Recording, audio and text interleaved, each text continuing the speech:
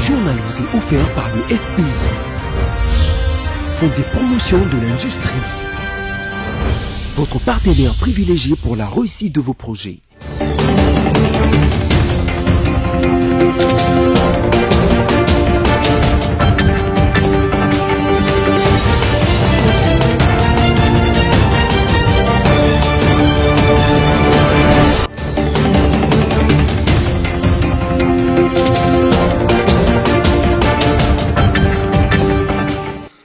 Merci de votre fidélité sur nos antennes. Les laboratoires agricoles de l'Afrique subsaharienne, inaugurés ce mardi par le chef de l'État, Félix Tshisekedi Tshilombo, au Sud Kivu, a été construit grâce à la grosse part financière du gouvernement congolais à travers le FPI. Manifestations et protestations contre le meurtre d'un Congolais en Italie. Familles et compatriotes se sont retrouvés devant l'ambassade de l'Italie à Kinshasa pour dire leur mécontentement. Et puis célébration de la journée mondiale des postes, le thème retenu en RDC cette année est assurer le développement. Bienvenue à tous. Le deuxième plus grand laboratoire de l'Afrique subsaharienne a été inauguré le mardi 8 octobre à Bukavu, au Sud Kivu, par le chef de l'État Félix Tshisekedi Tshilombo. Ce laboratoire qui s'occupera de la transformation de produits agricoles a été financé en grande partie par le gouvernement congolais via le Fonds de promotion de l'industrie, comme le précise Josué Kalamba. La ville de Bukavu, dans la province du Sud Kivu, a vibré au rythme de l'inauguration par le chef de l'État, Félix Antoine Tshisekedi Tshilombo, du laboratoire agricole de la République démocratique du Congo. Ce laboratoire, baptisé président Olusegun Obasanjo, ancien chef d'État nigérien, est le deuxième plus grand laboratoire agricole de l'Afrique subsaharienne. Il s'occupera de la transformation agricole et de la distribution de semences. Vu sa position géographique, le laboratoire président Olusegun Obasanjo va profiter à plusieurs pays, dont le Rwanda, l'Ouganda, le Burundi, la République centrafricaine ainsi que le Congo-Brazzaville. Du point de vue financement, ce laboratoire a été financé en grande partie par le gouvernement congolais via le Fonds de promotion d'industrie que dirige Patrice Kitebi Kibolvoul. À ce jour, le Fonds de promotion de l'industrie a déjà disponibilisé plus ou moins $1 million des aliments pour cette institution, et ce, dans le cadre du programme d'urgence de 100 jours du chef de l'État. Notez que plusieurs autres institutions du pays ont concouru à la réussite de ce projet, dont l'Institut international de l'agriculture tropicale IIK. Retenez enfin que cette cérémonie d'inauguration a connu la participation de plusieurs personnalités du pays et celles venues de l'étranger, entre autres l'ancien président du Nigeria Olusegun Obasanjo, le premier ministre de l'Éthiopie ainsi que le patron de la Banque africaine de développement, pour ne citer que. Le président du Sénat, l'honorable Alexis Thombo Mwamba, a accordé une audience ce mercredi à Madame le ministre de la fonction publique, Yolande Ebongo. Leur entretien a tourné autour de l'amélioration des conditions de traitement du personnel de l'État. Josué Kalamba, encore une fois. Ce mercredi 9 octobre 2019, le président du Sénat, l'honorable Alexis Thombo Mwamba, a offert son hospitalité à la ministre de la fonction publique, Yolande Ebongo Bosongo. Les deux personnalités ont parlé de l'amélioration des conditions de traitement du personnel de l'État et des réformes qui devront être initiées par la ministre, ce sous l'impulsion du chef de l'État, Félix Antoine Tshisekedi Tshilombo. La patronne de la fonction publique a aussi profité de l'occasion pour présenter ses civilités au président de la Chambre haute du Parlement et autorité budgétaire. Je suis venu voir l'honorable président du Sénat, d'abord pour lui présenter mes civilités en tant qu'autorité budgétaire aussi, et éventuellement échanger avec lui sur un certain nombre de questions qui concernent mon secteur. Et voilà l'essentiel de tout ce qui s'est passé avec l'honorable président du Sénat. Vous savez que le président de la République, parmi les points qu'il aborde dans son programme, il a mis un accent particulier sur le capital humain, et ce capital humain se retrouve au niveau de l'administration publique. Donc il va falloir procéder à un certain nombre de réformes, notamment pour l'amélioration de traitement de ce capital humain qui régorge l'administration publique. Et vous savez que l'État congolais constitue en ce jour le plus grand employeur et le gouvernement se bat aussi éventuellement aux côtés de l'autorité budgétaire pour voir comment améliorer la qualité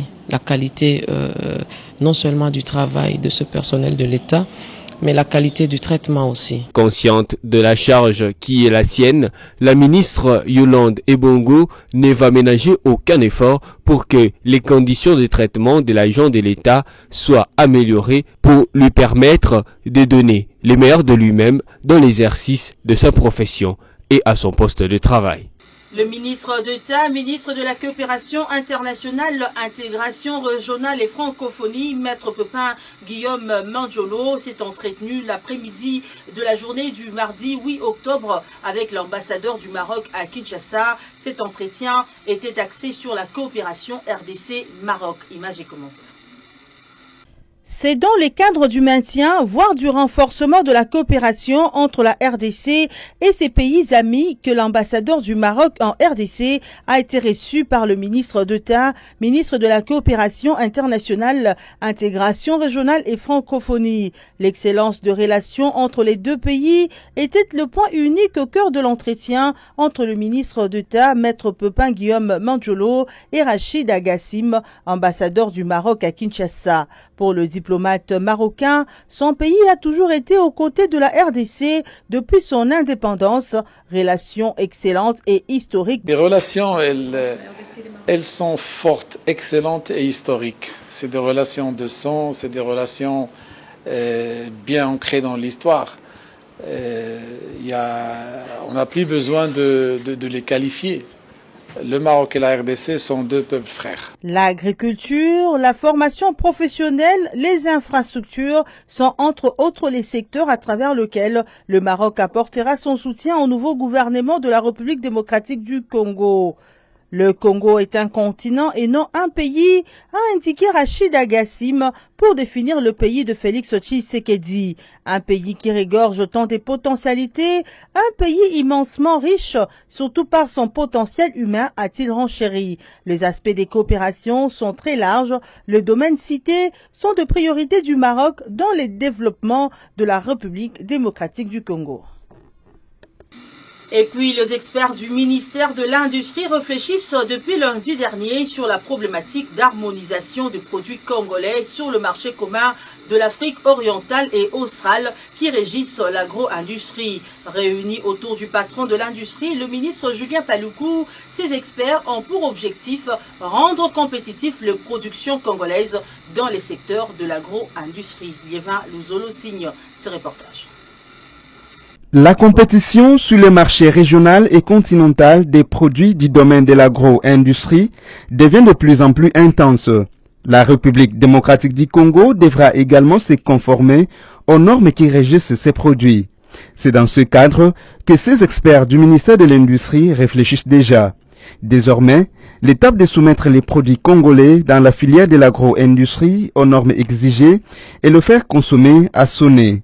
Ce, avec les contrôles stricts des produits agro-industriels importés par la République démocratique du Congo, a déclaré le ministre de l'Industrie, Julien Paluku Kaonga. Dans notre ministère, qui est ministère transversal, il y a cette question de normalisation. Notre pays n'a encore pas adopté les normes qu'il faut pour que nos produits soient compétitifs, tant sur le marché national que sur le marché international. Et ça fait effectivement que, faute de cette adoption des différentes normes qui sont déjà en vigueur dans les espaces régionaux dans lesquels nous faisons partie, notamment COMESA, SADC et autres, eh bien, nous ne savons pas contrôler et ce qui vient de l'extérieur et ce qui vient de chez nous ne sait pas être apprécié à l'extérieur. Voilà pourquoi j'ai estimé qu'il était important, en arrivant aussitôt à la tête de ce ministère, que nous puissions convoquer à cette commission technique.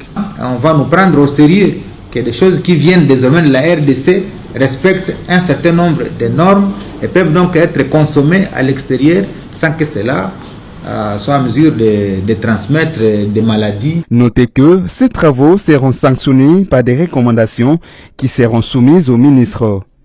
Parlons à présent du conseiller politique et stratégique de Moïse Katumbi, Salomon Kalonda, qui est en possession de son passeport congolais depuis mardi 8 octobre. Il a de ce fait annoncé son retour imminent au pays. Il peut enfin regagner le pays. Très proche collaborateur de Moïse Katumbi, dont il est à la fois conseiller politique et stratégique, Salomon Kalonda dit Escadela est désormais en règle avec la loi congolaise. L'opposant a obtenu mardi son nouveau passeport biométrique après plusieurs mois de négociations avec Kinshasa. Fatigué d'attendre ce bras droit de l'ancien gouverneur du Katanga, accusait les nouveaux pouvoirs de bloquer son retour au pays.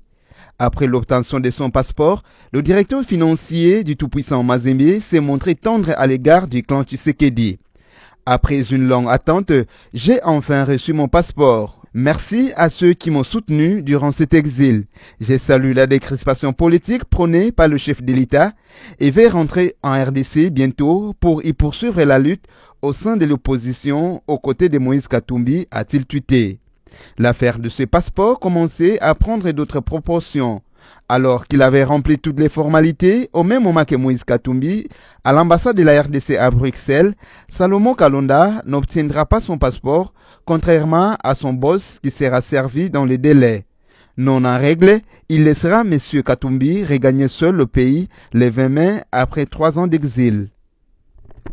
D'un registre à un autre, mesdames et messieurs, parlons à présent santé. La rougeole a bel et bien atteint la province du Congo central. 1500 personnes sont déclarées atteintes par cette fièvre éruptive, comme le précise ce reportage qui porte les griffes de Placide Kieselo.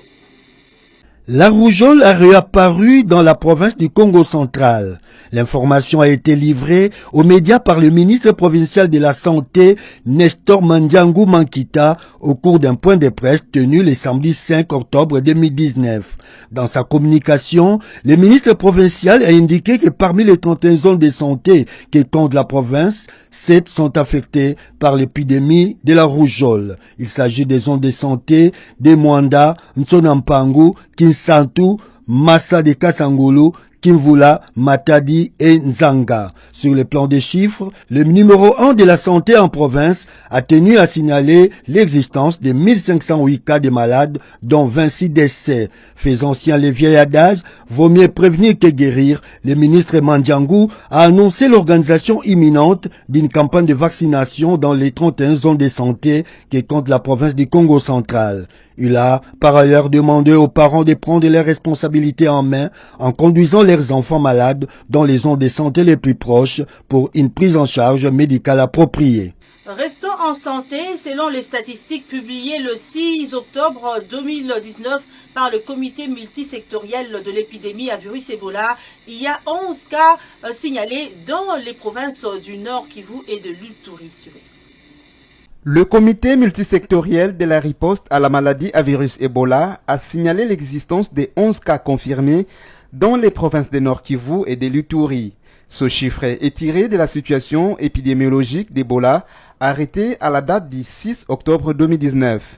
Le comité multisectoriel de la riposte à la maladie à virus Ebola a eu le soin d'indiquer qu'aucun agent de santé ne figure parmi les nouveaux cas confirmés. Par ailleurs, soucieux de protéger les malades déclarés aujourd'hui guéris, le comité a pris la disposition utile pour éviter la stigmatisation. Pour ce faire, le comité, à travers le centre de traitement d'Ebola, délivre un certificat de décharge en faveur du malade guéri, portant ainsi la mention, à la date d'émission de ce document, les porteurs ou la porteuse de ce certificat ne présentent pas de risque de contamination, ne présentent pas le risque de contaminer d'autres personnes parce que son test a été négatif pour la maladie à virus Ebola.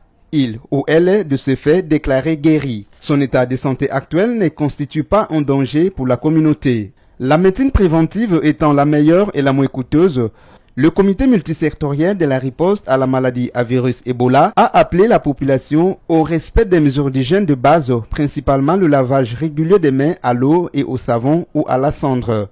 Vaut mieux prévenir que guérir, dit-on.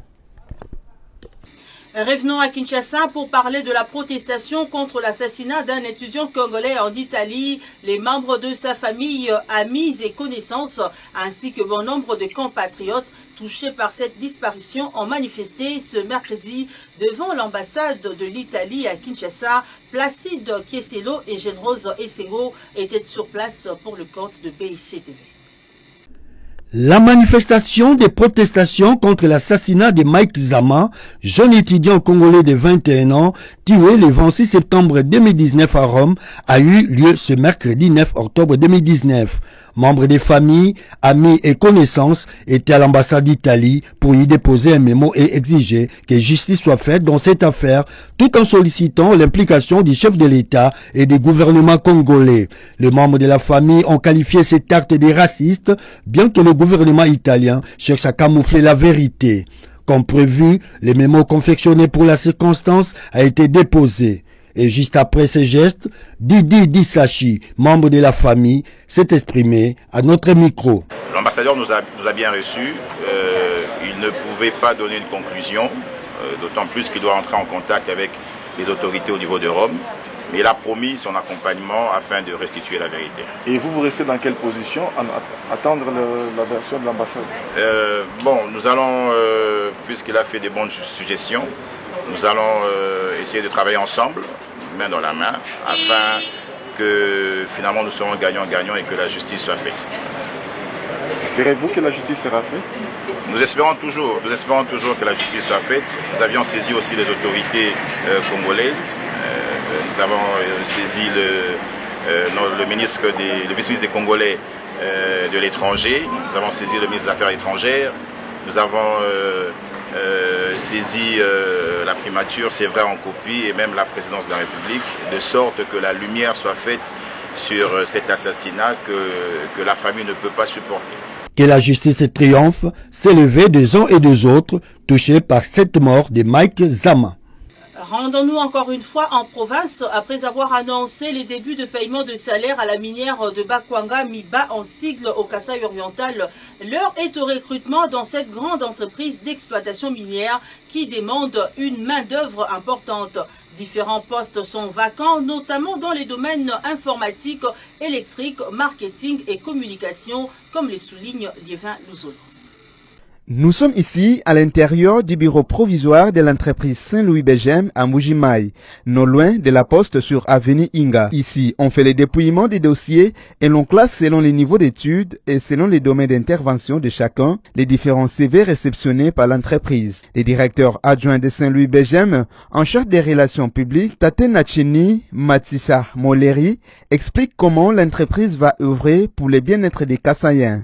Nous, en tant qu'entreprise de développement, comme nous sommes venus pour travailler au compte de la population de Mujima et des alentours, nous avons constaté seulement un afflux de gens qui ont compris que nous étions là et se sont précipités pour amener leur CV, mais nous n'avons pas lancé d'offres. Sauf que comme nous aurons besoin de travailler avec tous ces gens, nous avons accepté de recevoir leur CV et faire un dossier de présélection afin que le moment vienne quand nous allons commencer le travail, nous puissions appeler toute personne qui a envoyé son CV, chacun dans son domaine d'intervention, afin de pouvoir passer au recrutement. Suivre la procédure normale du recrutement, c'est-à-dire passer un test écrit, passer une interview et d'autres questions qu'on posait, je pense qu'il pourrait répondre à cela. C'est-à-dire nous allons travailler dans tous les domaines de la vie, nous allons travailler dans le secteur minier, nous allons travailler dans la construction des routes, tel que ça, nous allons construire et moderniser toutes les routes de Mbujimaï et nous allons travailler dans le domaine médical, nous allons construire un hôpital de 1000 lits, un hôpital pédiatrique de 1000 lits, un hôpital qui est moderne où les médecins de l'intérieur comme de l'extérieur pouvaient intervenir grâce à l'informatisation de cet hôpital. Nous allons construire ça ici à Mbujimaï. Nous allons construire une nouvelle ville, la ville de Mukamba. Là à Mukamba, nous allons construire une nouvelle ville pouvant, avec une capacité moyenne d'abord, lancement de 50 000 maisons. Nous allons construire une cimenterie où les gens ont besoin de construire. Donc, nous allons travailler dans le secteur agricole. Selon lui, la province du Kasaï est la province pilote pour le chef de l'État. Il doit devenir Kasaï Label. Quant à ceux et celles qui ont déposé leur CV, il leur faudra de la patience en attendant la fin du dépouillement des CV. L'actualité, c'est aussi la célébration de la journée mondiale de la Poste. C'est 9 octobre, la SCTP et Société congolaise de Poste et Télécommunications a célébré cette date sous le thème « Assurer le développement ». Le détail dans ce reportage. Et la Poste a deux atouts principaux. La Poste est représentée partout au monde à travers le pays. Le monde entier a célébré ce mercredi 9 octobre 2019 la journée mondiale de la Poste. En République démocratique du Congo, particulièrement à Kinshasa, la Société congolaise de Poste et de Télécommunications, SCPT, a célébré cette journée sous le thème « Assurer le développement ». Les autorités de la SCPT ont mis l'occasion à profit en organisant une manifestation à laquelle elles ont mis l'accent sur le rôle et l'importance de la Poste. Au cours de cette cérémonie, on a remarqué la présence de son Excellence le ministre de la Poste, Télécom, Nouvelles Technologies de l'Information et de la Communication, PT-INTIC. Au cours de cette cérémonie, on a remarqué la présence de son Excellence, le ministre de la Poste, Télécom, Nouvelles Technologies, de l'Information et de la Communication, Augustin Kibasa Maliba. Plusieurs activités ont eu lieu ce jour, notamment des scénettes exécutées par un groupe théâtral de la place, ainsi que la remise des prix et cadeaux aux lauréats du concours organisé par la SCPT. La manifestation s'est enfin clôturée par la visite des installations de l'entreprise de l'État congolais qu'est la SCPT. Ce journal est terminé. Avant de vous quitter, voici ce qu'il a entre autres constitué. Les laboratoires agricoles de l'Afrique subsaharienne, inaugurés ce mardi par le chef de l'État, Félix Tshisekedi Tshilombo au Sud Kivu, a été construit grâce à la grosse part financière du gouvernement congolais à travers le FPI. Manifestations et protestations contre le meurtre d'un Congolais en Italie. Familles et compatriotes se sont retrouvés devant l'ambassade de l'Italie à Kinshasa pour dire leur mécontentement. Et puis célébration de la journée mondiale des postes, le thème retenu en RDC cette année est assurer le développement. Mesdames, Messieurs, lisez après moi la presse en ligne avec Josué Kalamba. Entre-temps, portez-vous bien.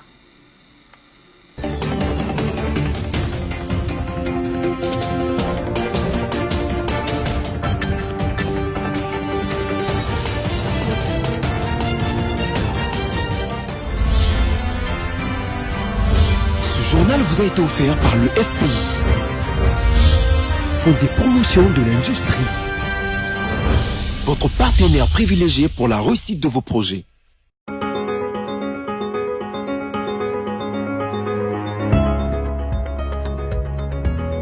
Merci de nous rester fidèles. Voici la lecture résumée de la presse en ligne de ce mercredi 9 octobre 2019. Tshisekedi inaugure un centre de recherche agronomique à Bukavu. C'est le titre du site d'actualité congovirtuel.org. Le président de la République Félix-Antoine Tshisekedi Tshilombo a inauguré le mardi 8 octobre 2019 à Kalambo, à 20 km de Bukavu au sud Kivu, un centre de recherche agronomique ultramoderne dénommé Président Olusegun Campus de recherche IITA. La cérémonie a connu la participation des autres personnalités tant nationales qu'étrangères, dont le président de la Banque africaine de développement. Le centre agronomique de Kalambo couvre la région des Grands Lacs, Rwanda, Burundi, Ouganda, ainsi que le Centrafrique et le Congo-Brazzaville. Le travaux de ce centre avait été lancé en 2008 sur le nouveau campus de l'Université catholique de Bukavu pour abriter au début les sièges d'une entreprise ayant mission de renforcer les capacités de jeunes du secteur agroalimentaire. La première infrastructure avait alors été inaugurée le 5 juin 2014 par le ministre congolais de l'Agriculture de l'époque au nom du président Joseph Kabila. Poursuivons avec Forum des As qui note en grand titre « Un procès injuste contre Sylvestre Ilunga Ilunkamba ». Dans un article publié le vendredi 15 juin dernier, Forum des As avait tiré la sonnette d'alarme quant aux conséquences inévitables du grand retard observé dans la formation du gouvernement Ilunkamba. Pour le journal, les 7 mois des discussions FCC cachent sur des personnes devant composer le tout premier exécutif national de l'ère Fachi portaient des germes des dysfonctionnements de certaines institutions du pays. en l'occurrence les deux chambres du Parlement, dans la mesure où la session ordinaire de septembre était essentiellement budgétaire. Plus de 3 mois après, c'est que Forum des As craignait est finalement arrivé. Le gouvernement Ilunkamba, mis en place le 26 août dernier, n'a pas encore déposé au bureau de l'Assemblée nationale le projet de budget de l'État pour l'exercice 2020.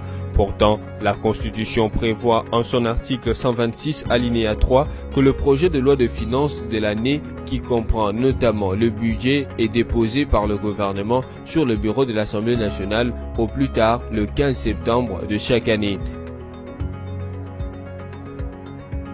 Bouclons cette ronde avec le site de la radio Okapi qui écrit « RDC risque de perdre 100 millions de dollars du prêt de la Banque mondiale ».